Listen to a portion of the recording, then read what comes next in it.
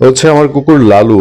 লালু ভূমিকম্পের সময় কি করেছিল, এক অবাক করা কাণ্ড, সেটি বলবো। তার আগে বলি, আমি আপনাদেরকে আগেই জানিয়েছি যে ভূমিকম্পের সময় আমি ঘুমেছিলাম এবং প্রচন্ড ঝাঁকুনি এবং বিল্ডিং এর কর্মর শব্দে আমার ঘুম ভাঙে। কিন্তু পরে যখন জানতে চাইলাম যে লালু কি করছিল, তখন জেনে অবাক।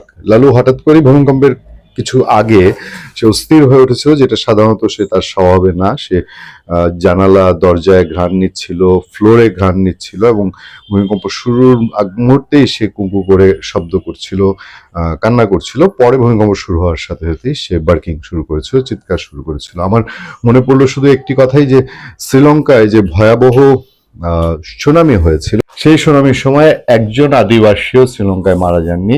তারপর তাদের উপর প্রচুর গবেষণা হয়েছে, দেখা গেছে যে আদিবাসীরা সবাই দল বেঁধে পাহাড়ে চলে গেছেন। তারা পরে জানিয়েছেন, তারা খেয়াল করেছিলেন গর্ত থেকে ইঁদুর, নানান পোকা মাকড়, পিঁপড়া সব বের হয়ে পাহাড়ের উপর দিকে উঠে যাচ্ছিল। এমনকি হাতির দল, পশু পাখি তারা পাহাড়ের উপরে চলে গিয়েছিল। আদিবাসীদের ধারণা ছিল তারা সমুদ্রে কোনো একটি দৈত্য আসবে, সেই জন্য তারাও চলে গিয়েছিল। এখন পর্যন্ত ভূমিকম্পের সতর্কতা বলতে সেই বায়ো ইন্ডিকেটর, আমরা যারা জিওগ্রাফিতে পড়েছি এবং সায়েন্স স্বীকার করে, বায়ো ইন্ডিকেটর একটা শক্তিশালী ইন্ডিকেটর। পশু পাখি তারা এই ইন্ডিকেটরটা দেয়, সেখান থেকে যারা খেয়াল করেন তারা বুঝতে পারেন যে কিছু একটা প্রকৃতিতে অসামঞ্জস্যপূর্ণ কিছু একটা ঘটতে চলছে। বায়ো ইন্ডিকেটর এখন পর্যন্ত স্বীকৃত, ভূমিকম্পের কোনো পূর্বাভাস নেই, কিন্তু বায়ো ইন্ডিকেটর যারা খেয়াল রাখতে পারেন তারা বুঝতে পারেন যে ভূমিকম্পের একটা আলামত প্রকৃতিতে ঘটছে।